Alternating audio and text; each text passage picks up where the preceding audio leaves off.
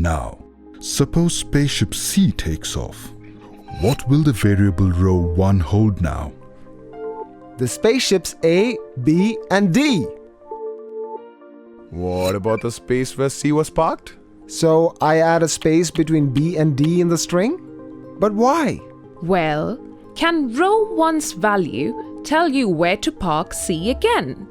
No, it seems to be full. That's why we add a space. Now, row 1 has a space.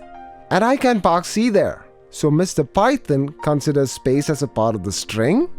Obviously. Ugh, tell me, what's the index number of space in row 1? A is 0, B is 1, so space should be 2. Then, let's display the character at index 2 to check if it's a space. We can do that? Yep, you can access each character of a string. Look, first comes the variable name. Next, square brackets. Inside them, we put the index number, which is 2. And finally, we print. See? Empty space.